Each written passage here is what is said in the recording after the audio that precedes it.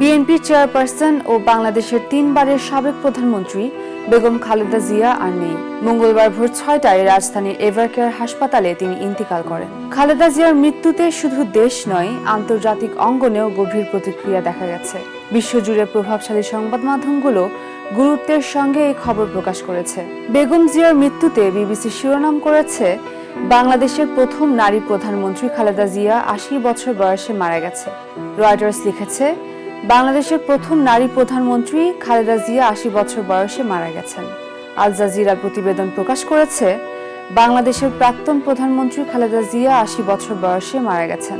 CNN লিখেছে, বাংলাদেশের প্রাক্তন প্রধানমন্ত্রী এবং হাসিনার চিরপ্রতিদ্বন্দ্বী খালেদা জিয়ার 80 বছর বয়সে মৃত্যু।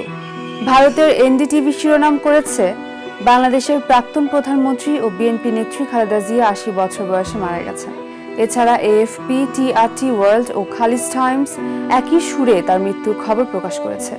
সব মিলিয়ে আন্তর্জাতিক গণমাধ্যমগুলো খালেদা জিয়ার মৃত্যুর খবর বাংলাদেশের রাজনীতিতে একটি গুরুত্বপূর্ণ ও প্রতীকী ঘটনা হিসেবে দেখছে।